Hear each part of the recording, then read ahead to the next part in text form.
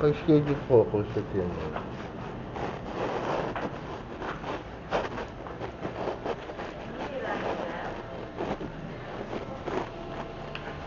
Yes, sir. Pa-schedule po ako ulit sa tiyan. Schedule. Opo. Tatanong po ako. May kreya na ba ang pasyente? Pwede Kailangan naman, po muna ng kreya.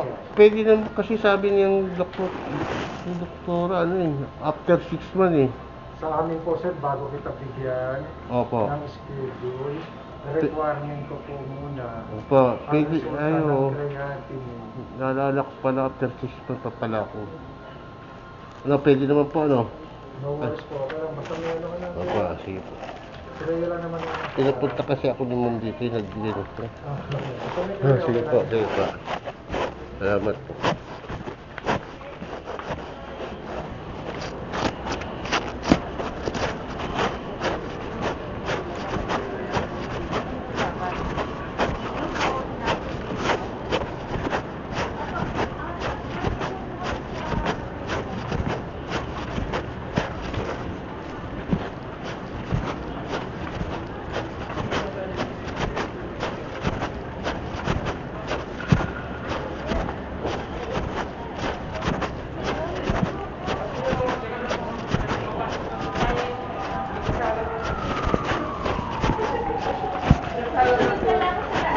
Sige po, Doc.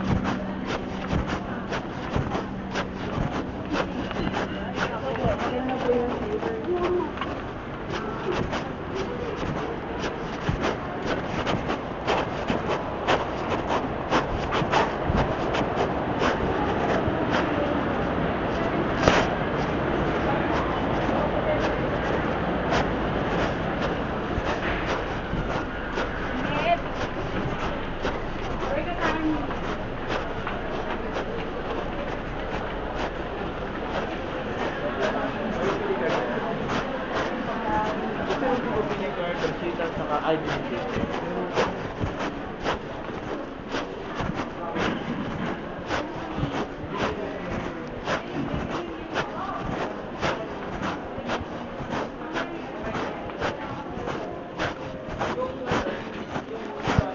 Yun, pwede naman pala ito ano eh.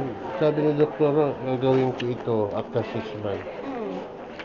Ngayon, Hindi ka nagpasaya. ang nakalimutan ko, medical certificate. Hindi po sana ako. Sabihin na kayo. Ngayon po.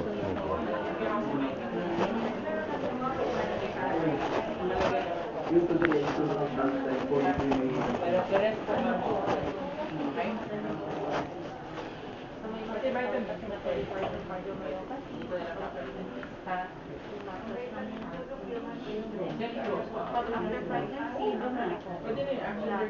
Pero on repeated pregnancy, naging buntis ka ulit, may tendency na mas lalong bumagsak pa ka compared to first and may pag-ibig Yun pa rin, yung ano So, pang ilang pregnancy mo yun, pangatlo nung nangyari yun. So, magbubuntis ka pa now, kasi may chance na bumalik siya ulit. And at that time na bumalik siya, pwede mas worse, and pwede din siya mag-improve.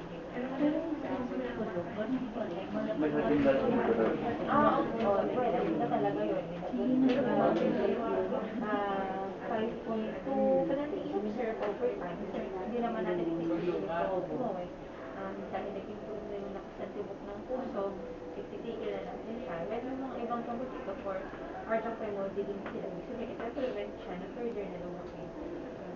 Cardiac mass, yung myopathy, yung hypertrophy, cardiac mass. Pero babalik po sa normal size yung sinasabing natin life. Oo. So, observahan ka.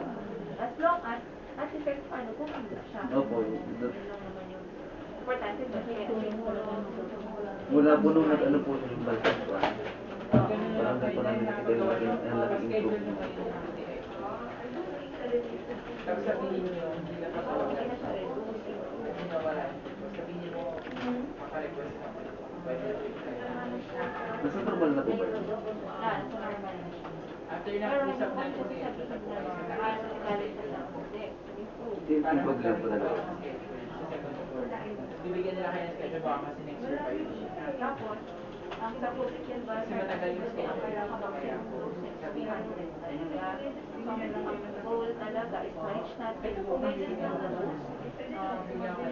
as long as tolerated ng patient. So, kung tolerated nyo naman, Pero kumbaga sinasabi ko, schedule after Yung ng isa exam, namin nito kay Tatay, galing na yung physical gagawa lang ng 100 ng October. bago lang. Opo, gagawa lang ng October po. Kasi, ang tagal po namin nag-stick po sa 50 mg.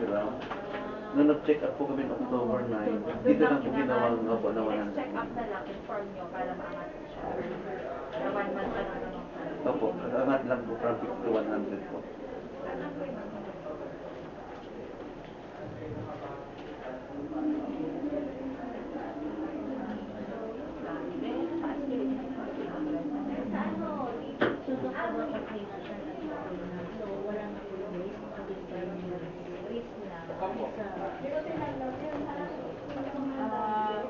EF-wise, nag-improve. So, wala na less than pero yung ba, dahil obstructive Kasi pag tinanggal natin yan, babalik kasi dati pa. so, ito pa diabetic ka po patay.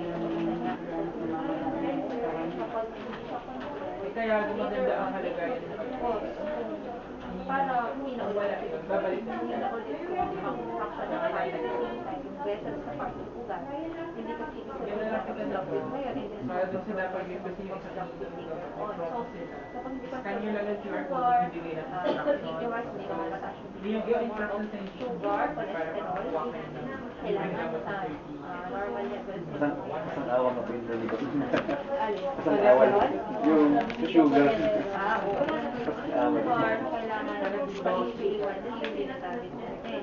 Gusto natin sa inyo, dapat 6.5% or lower. Hindi nyo Ang cholesterol, gusto natin as much as possible. Yung QR code, sundin nyo lang po. Kasi, basta makita yung cholesterol, baka maging kampante ka na less than 100 siya or less than 150 siya. Pero sa inyo, since meron kayong risk, mas mataas ang threshold.